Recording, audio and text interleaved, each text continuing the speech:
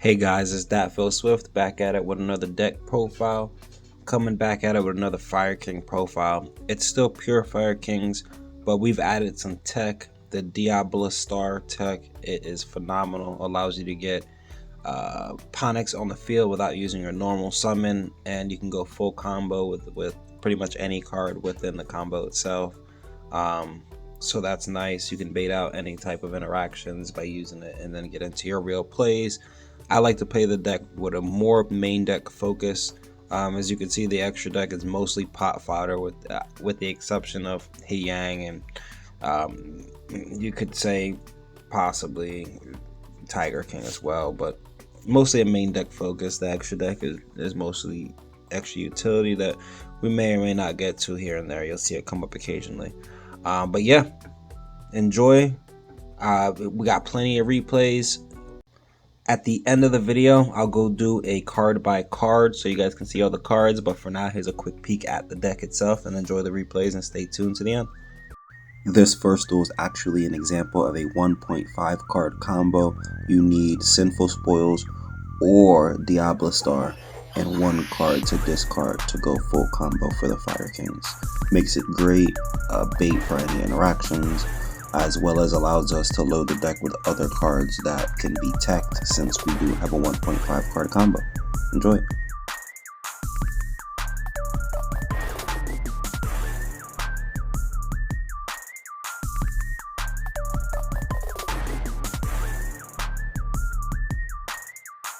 Using just those 1.5 cards, you end with your continuous spell, your field spell, Ponyx in hand, as well as searching for Kieran, so that you have interaction on your opponent's turn, and the draw one could always be something useful as well.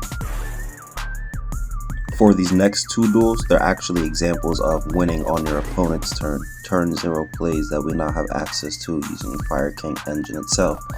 Typically started with Kieran, and if you open Sacred Phoenix, that's just a plus as well. So the first one here is against Tear, pretty strong deck, so getting a turn 0 kill against a strong deck like this is a great showing.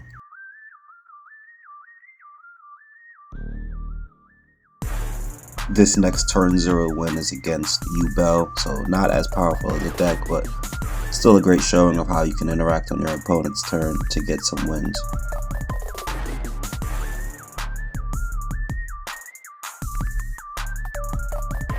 These next 4 duels are actually showcases of going second. Going second is something that a lot of going first decks can't do, but Fire Kings has extreme versatility, and I just want to show off the ability to go second to decks and still come out with wins. Going second to a deck like Salamangreat could be a scary task, but luckily we open up the Imperm and the Ash Blossom. I may not have interacted at exactly the right times to properly stop the deck from doing what it needs to do, but I think that we were sufficient enough, and plus we open up a Fire King Monster, which is all we needed in order to turn our combo into something deadly. You will notice that in a few of these duels, they turn into straight up resource battles to see who can outgrind and outlast the opponent. The way I've built the Fire Kings, it actually is phenomenal, and that's the aspect of the deck that is strongest is its grind game.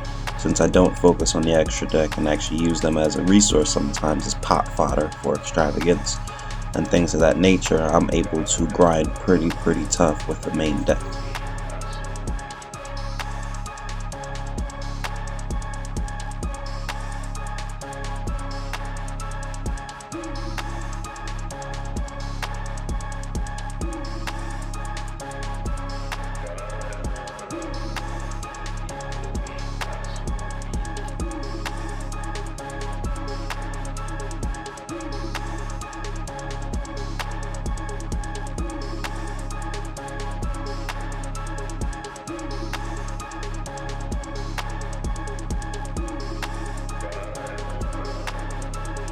For a lot of decks, having your board wipe can be pretty dangerous, but as long as we have Sacred, Runick, and Ponyx in rotation, we're pretty safe to make a comeback no matter what we draw off the top of the deck.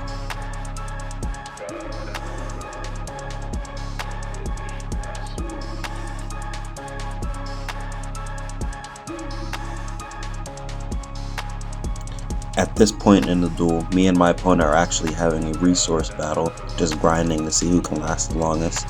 And that imperm really just gave me a step ahead in that battle, especially since my cards give me recursion and recursion and recursion that allow me to just keep plugging away. At this point, my opponent knows that the end is in sight, as he can only protect his boss monster once that turn.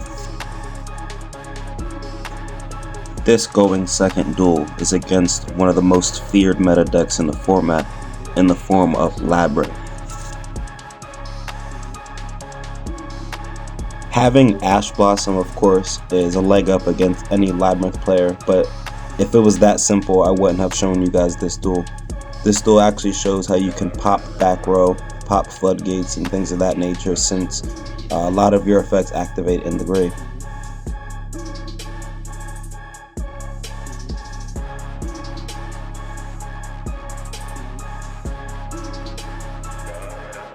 This is against Runick, a notorious tough going first deck to beat, so enjoy this duel.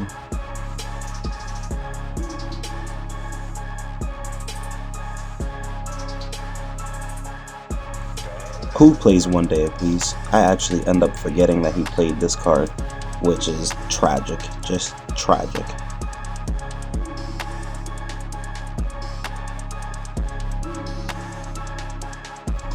Not only can my opponent not take any battle damage this turn, but he's able to draw 3 cards off a Runick Fountain, which can be detrimental to play against for any deck.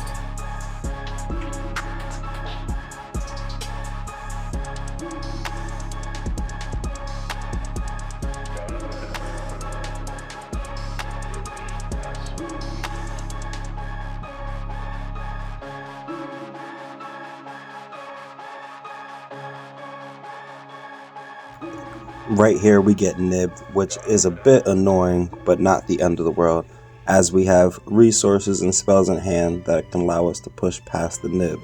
And again, I want to remind you, I forgot about the One Day Apiece, so we do attack here. But it's okay, we needed to get those monsters off of the field so they weren't banished for rekindling anyway, and we set ourselves up for a phenomenal next turn. By making sure we end on a Hanuman, we have a spell negate that we're just going to literally target typically the fountain, but since he has no cards left in hand, we'll go ahead and hit the reasoning and make sure that this guy has nothing left that he can do. Pop his fountain, get our resources and advantage, and there's really not much he can do here.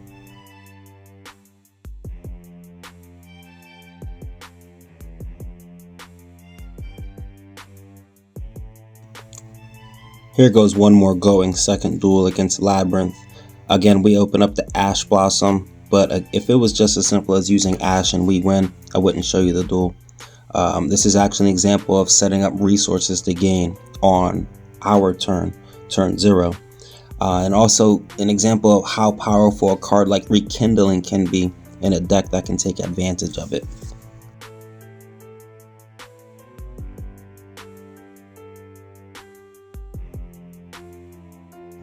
The new support that Fire Kings received is all around cracked, but I want to bring a highlight specifically to Kieran, because Kieran's both effects are just amazing. The second effect is so amazing for breaking boards, allowing you to special summon a Fire King monster from hand or grave while also simultaneously popping a card on field is insane. In this circumstance, we were able to pop their monster and put a spell negate on field in the form of Hanuman, so that back row was going to be negated as long as it wasn't a counter trap. Here we are a little less than halfway through the video, and we're finally going to show off some going first plays. I picked this video here because our opponent attempts to Droll and lock us, and we find an ingenious way to still put resources on the field and not neg when still popping a card. And we actually do that by popping 2 cards. Interaction is insane. So we get to keep our monster negate on field for next turn, we get to get our search next turn, and we get to put Ponix right in rotation to get even further interaction or follow up for our opponent's turn while drawing a card. Just what an amazing first turn board while playing around a Droll and Lock bird. It's a pretty easy duel considering my opponent's playing a back row deck.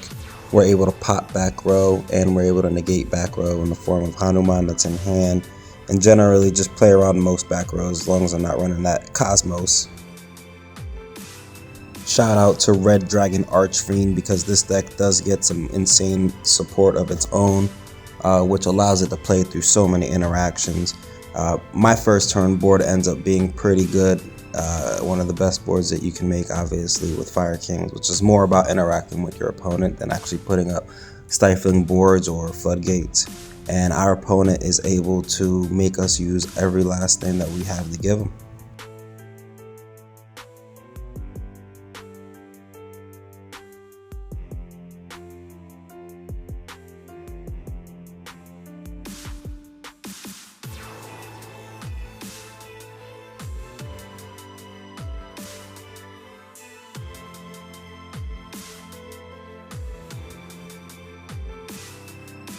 Something crazy about the Fire Kings is it may look like turn is ending with just 3 cards on field and 1 card in hand, no cards in hand, but we have so much follow-up in the grave that opponents usually don't see the 1-turn kill coming or the kill shot coming.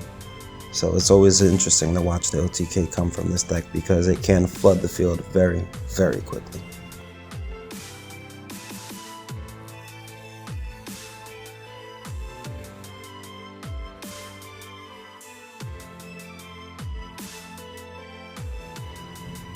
Here comes another very good deck in the new meta. I believe it's called Illusionist, and they're very resilient. I'm not sure this variant of Illusionist, but all of the variants are very grindy. They have interesting interactions from the grave and hand. It can do some pretty interesting things.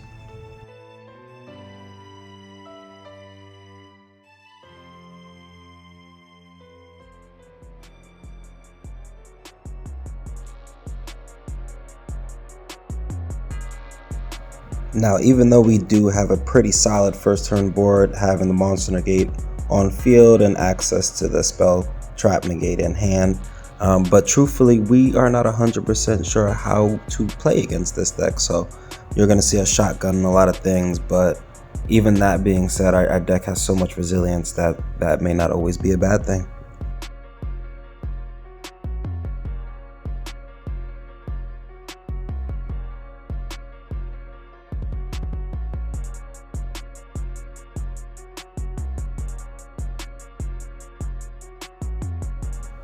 He's able to chain the effect of his Guardian Chimera to the effect of my continuous spells, so when Hyang hits the field, he pops it before Hyang could field wipe. We will use Hyang's recursion effect to get some monsters on the field, but at this point we have exhausted pretty much all of our resources. But we're no slouch in the battle phase, and we have more than enough effects to keep us alive during the battle phase.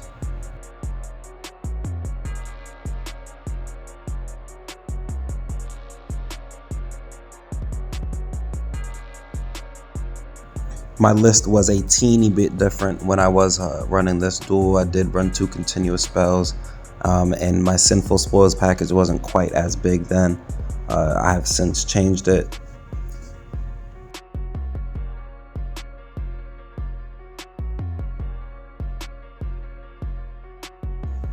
This duel is another example of putting up a pretty okay board for this deck and having our opponent really play through a lot of our interactions and interruptions.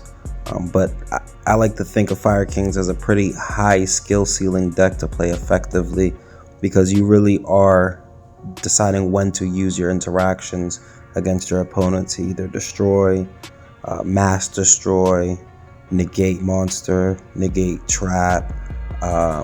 You can swap out your monsters to take advantage of certain negates, and you really have to be aware of the complete game state the entire time in order to properly take advantage of this deck. After 1 monster negate, 1 spell trap negate, 1 pop, my opponent had enough. I still had Ash Blossom and Imperm set.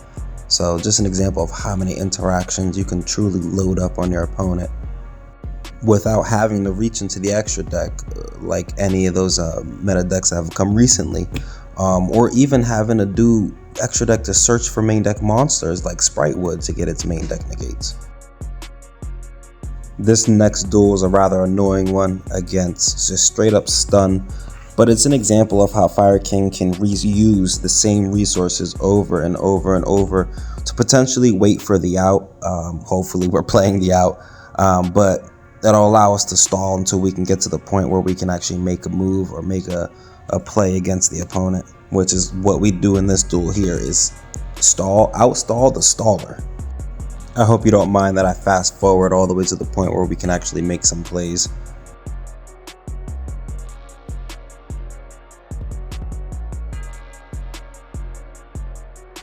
As you can see, I am still making plays per se, but these plays are simply to get monsters big enough to beat over his dino, and also to thin out my deck as much as possible so I can actually reach my negates that'll allow me to play through what my opponent has.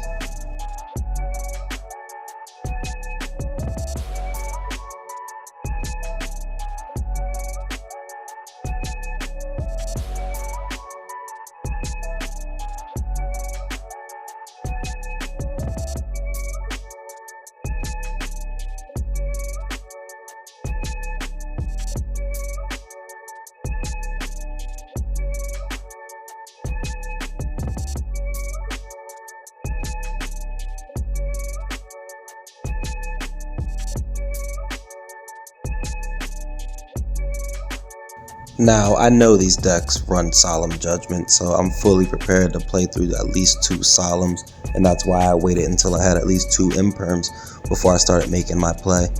And that's just enough to beat over what my opponent has as far as interactions go, and you know the deal from here.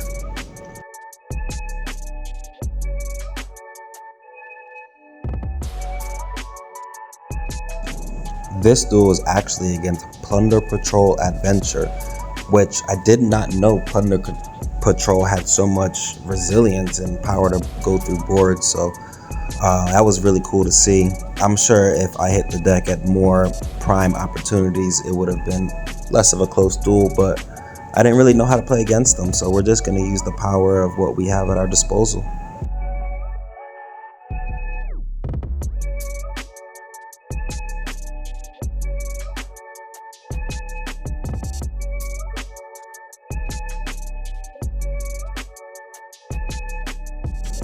Now, we didn't have the most cracked first turn board, but we did have enough interruption. We did exhaust all of it already, but it looks like our opponent's not 100% sure how to duel against Fire Kings as well, because he ends up popping our He-Yang, which allows us to set up just a little bit of follow-up for next turn by getting 2 Kirins on the field.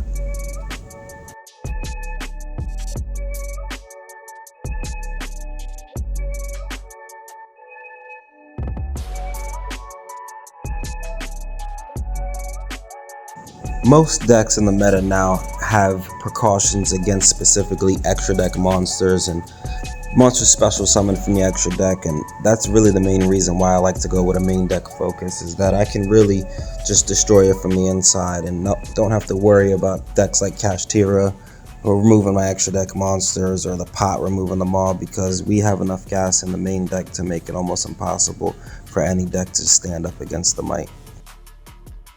This last duel really only serves one purpose, but to show you guys how easily we can play around evenly matched and how we could essentially search for whatever monster we want, which is usually the Hanuman, to get through that evenly matched in archetype, whether that's popping it with Sacred Phoenix to put it in grave and then popping our Kirin to put it on the field, or searching for our Hanuman if we already have access to the Kirin.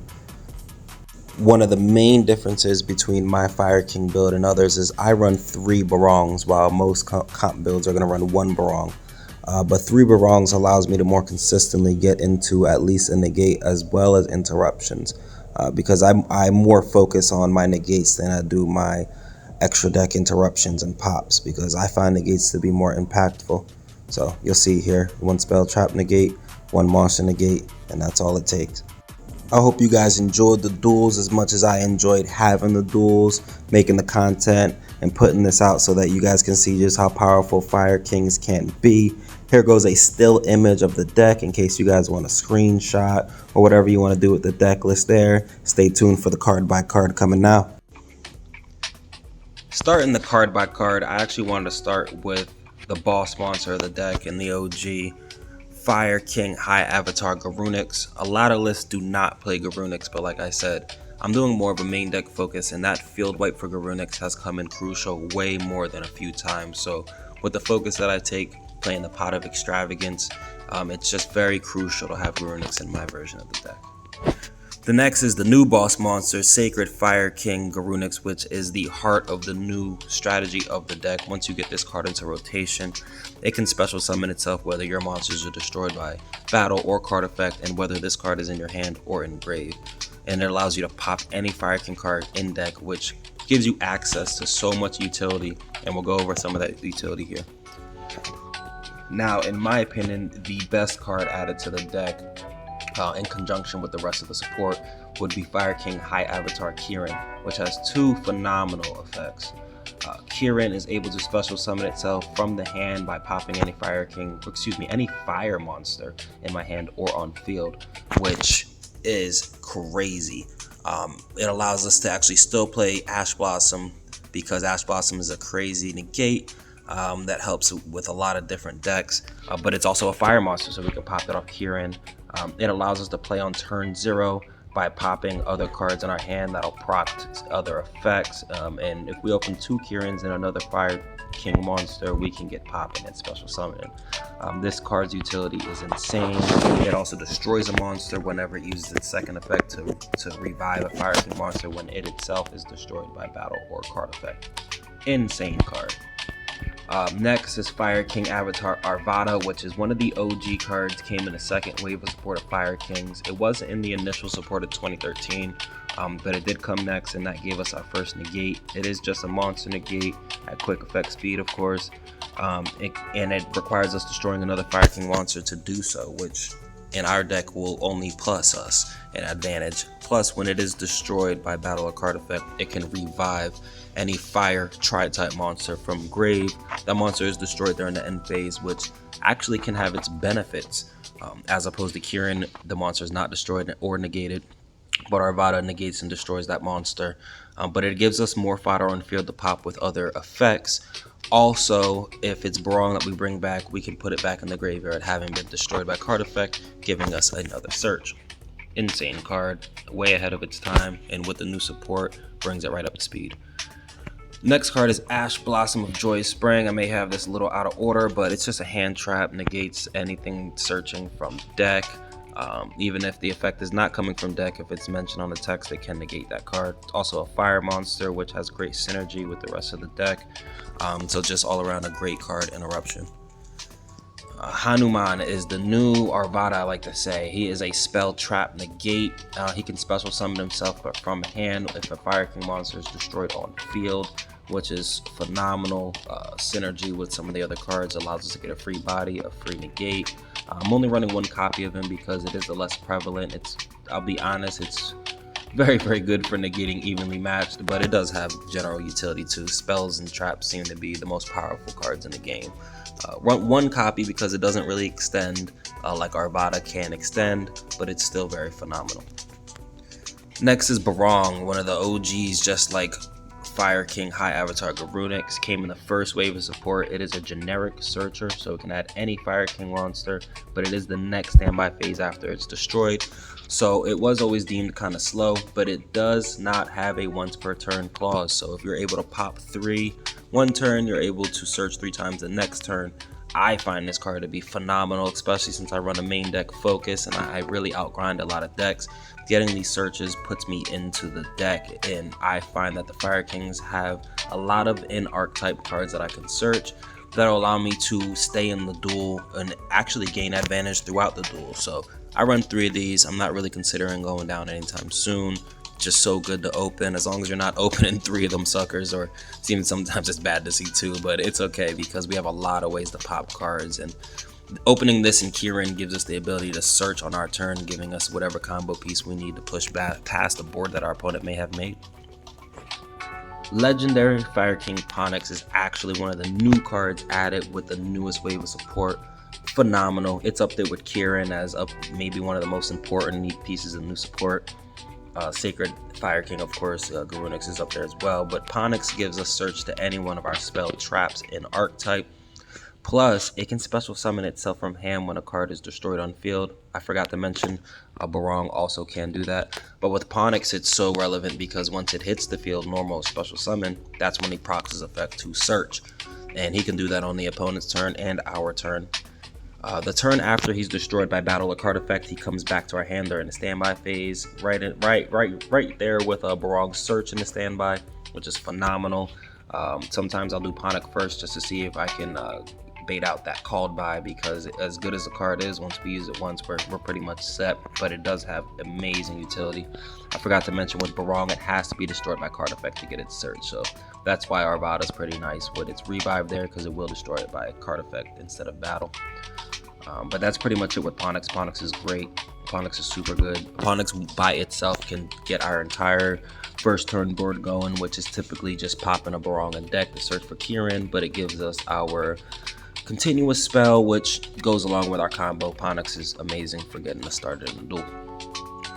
Diablo is my tech that I actually run. I still consider it a pure Fire King deck because all this does is get me 2 Ponix without using my normal summon, which is amazing. And I don't do anything else with them besides draw a card as well, so I consider the deck still pretty pure, but this gives us more consistency, allows us to access Ponix, which is our 1 card starter, with more proficiency. It adds 5 more cards in the deck, which will get us to Ponix, which also, if we open Ponix and these cards, is great bait for our opponent's interactions or negates. So Diablo, you can pitch 1 other card that you control to the grave and special summon it. When it's special summoned or normal summoned, it can put a spell on the field, which is going to be this next spell here, the original Sinful Spoils Snake Eye.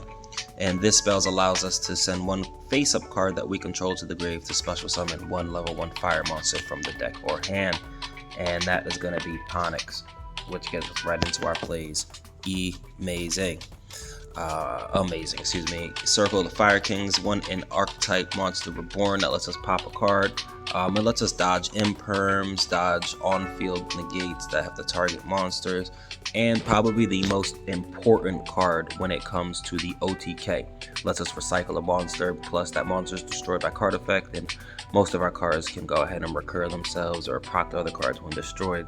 So Circle is really important. One of the OG cards that came in the original wave of support. Again, way ahead of its time, but didn't really have cards to take advantage of it until now. Sanctuary of the Fire Kings is actually one of the new cards that came with the newest wave of support. Phenomenal card. Allows us to place Fire King Island face up on the field straight from our deck. Crazy. Cannot be ashed in that circumstance, so puts it right on the field. Also allows us to XYZ summon on our opponent's turn when they special summon a monster, which gets us right into our extra deck monsters, which we'll go over in just a moment. But phenomenal card.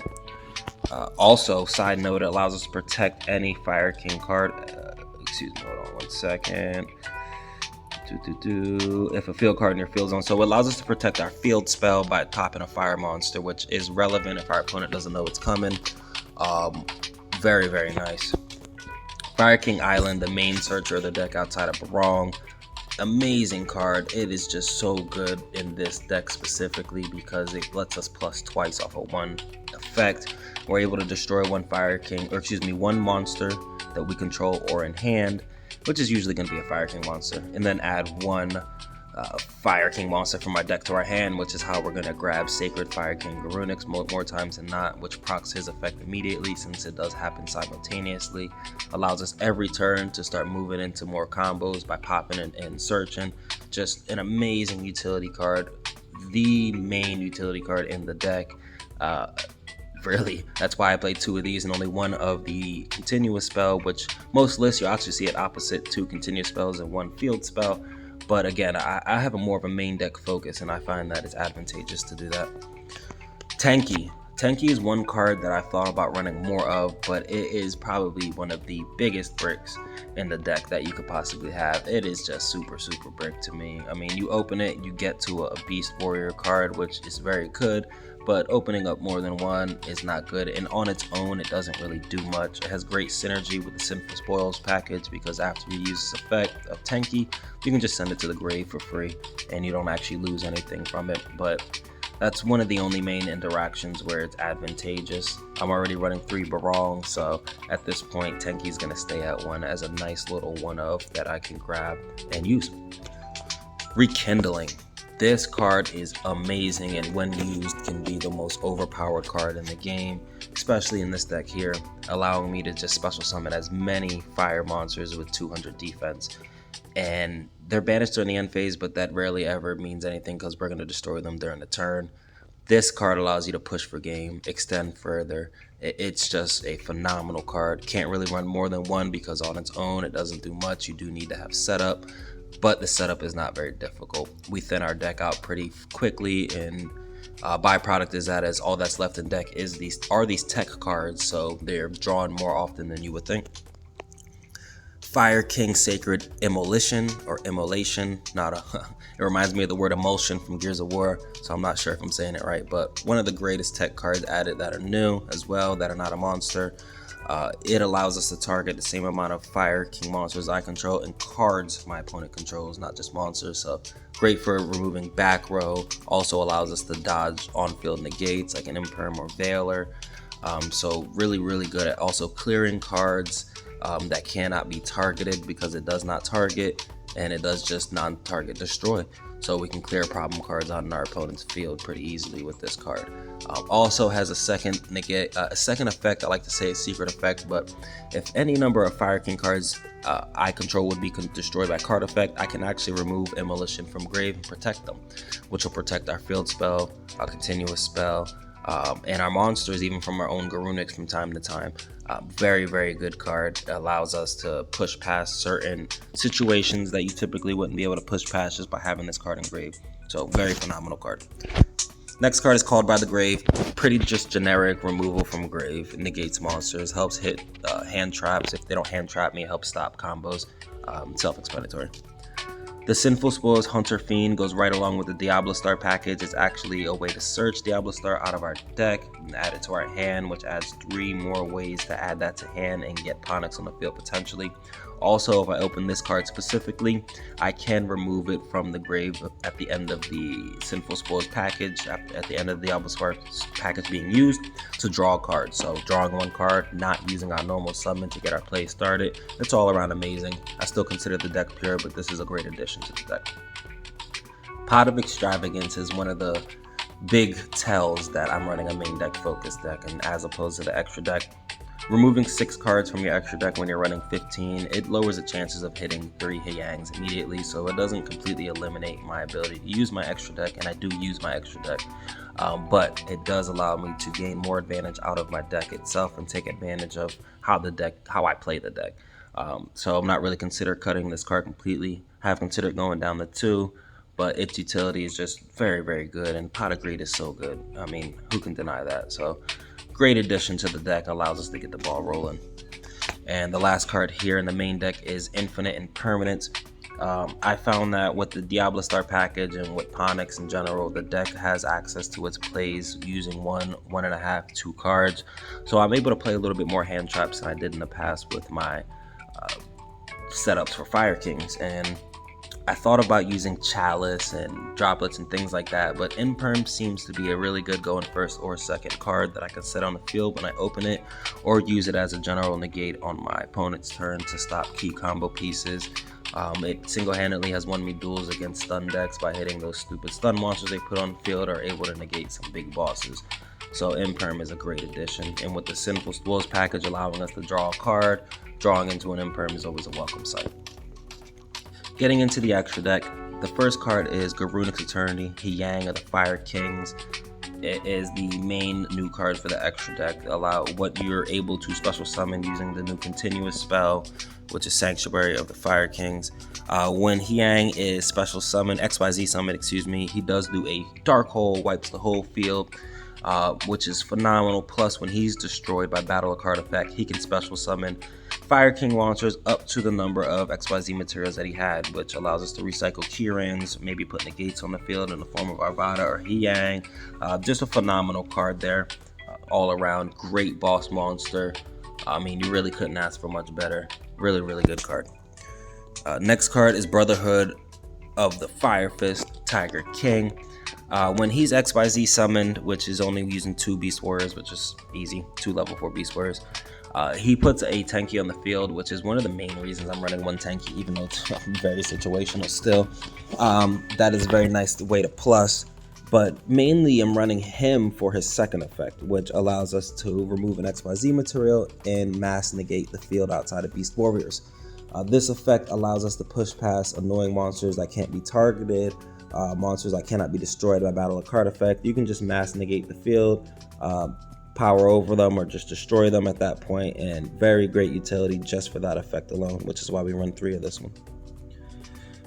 Kiki Nagashi Fucho is very niche. I have used it a few times with 2 Ponixes. He can't be destroyed by card effects, and if you remove material, it can't be destroyed by battle.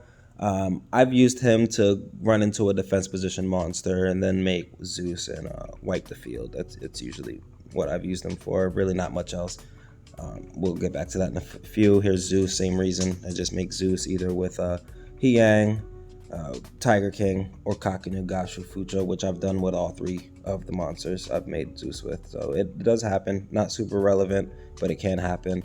I needed it when I needed to clear a bunch of back row. Truthfully, it wasn't even monsters, so pretty nice. Hita the Fire Charmer is Ablaze is pretty good in the format that EDO has, because one of the best decks there is Rescue Ace, so you're able to just go ahead and take monsters out of your opponent's grave, either to use as material or to stop their plays, mess up their plays, which becomes pretty relevant. But more times I've used it as a monster to make that's bigger than Ponix or some fodder, maybe rekindling. My monsters will be banished, so I need to do something with them and make Hita with it. Also, I've used Hita to crash into opponent's monster and search for a monster such as Ponix to get my plays going on my turn. So there's definitely a little utility there, and you can see little examples of me actually using my extra deck. But these moments are so rare that I can't say I would drop pot just for these to be more available. The next card is Nightmare Phoenix. It has come up a few times to pop pesky back row, like there can only be one. It's pretty annoying. Things like that. Not really so much utility. I have popped a field spell and things like that just to make sure my opponent had no recovery while making sure I still had some cards coming back. I don't usually like to link off my monsters too much. That's why you don't see the IP Masquerader or things like that. But Nightmare Phoenix has come up. And here goes one of the more common cards that comes up is Relinquished Anima. You can make this with Ponix. So it's really good for breaking boards. Sometimes when my opponent has a nice beefy board, I'll bring out Ponix. They'll negate it, maybe not destroy it, but just negate it. From there, I can turn Ponix into Anima and try to absorb one of their monsters, which hopefully will either eat up another negate or take something off the field, which from there I can go ahead and play a little bit further into the play. So has come up, pretty relevant if your opponent doesn't take mind of what zones they're using. So very good card there. And here goes an honorable mention, which is Underworld Goddess of the Closed World. I have thought about taking out Kakinugashu Fucho, which is one of my least used cards in the extra deck for Goddess, because Goddess can out some towers. We do flood the field, and we don't lock ourselves into fire monsters at not one time throughout our combos. So if there is some problem monsters that creep up in the meta, if Noir becomes a little bit more troublesome for me, or maybe a rival ignites their rival comes back, we'll consider putting Underworld Goddess in instead. But definitely a good honorable mention there. That's the deck list, guys. I hope you guys enjoyed the video. Very in depth. Let's get it. Fire King's best deck. I hope you guys enjoyed the whole video. It was a blast to make it for you guys. Check out some of my other content across all my socials: Twitch, YouTube, TikTok, Discord, Facebook, Instagram. I'm all over the place. DatPhilSwift on every platform. I had a blast. I hope you guys did too. Thanks.